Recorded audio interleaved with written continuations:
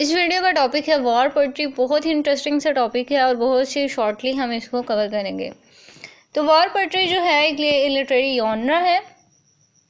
During war time ये poetry लिखी गई थी, जिसमें 100 ऑफ सोल्जर्स और सिविलियंस जो हैं, इसके अलावा नॉन कम्बैटेंट्स जो हैं, उन्होंने पार्टिसिपेट किया और उसके मुताबिक वॉर पोइट्री लिखी।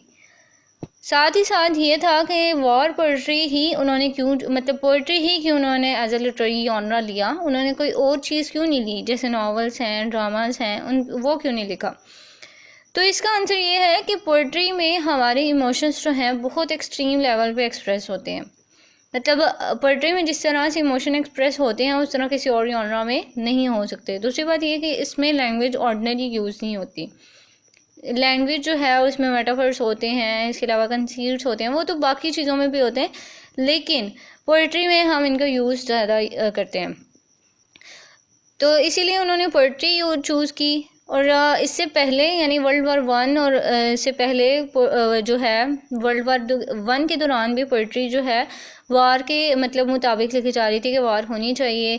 और इसके अलावा मतलब ब्रदरहुड और फ्रेंडशिप जो है वो बहुत स्ट्रॉन्ग होती है। इसके अलावा वतन से मोहब्बत के बारे में बहुत बताए जा रहे थे, मोटिवेट किया जा रहा था। और बहुत से लोग ऐसे थे जिन्हें पता भी नहीं था कि वार क्या चीज़ है और उनको पार्टिसिपेट करवाते जा रहे थे।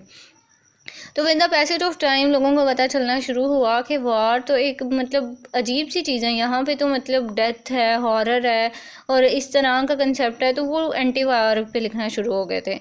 और दूसरी बात ये कि यहाँ पे ना रिलीजन से लोग जो हैं उनका डिसअलाइनमेंट हो रहा था। मतलब लोग जो हैं वो रिलीजन के ख़िलाफ़ हो रहे थे, उनका यकीन उठता जा रहा था, क्योंकि वो कहते थे कि इस तरह का मैस क्रिएट हुआ है तो अगर गॉड है तो वो कहाँ पे है, गॉड इस सारी चीज़ों को ख़त्म क्यों नहीं कर रहा। तो इसलिए इनका बिलीफ जो है वो भी डगमगाने लग गया था।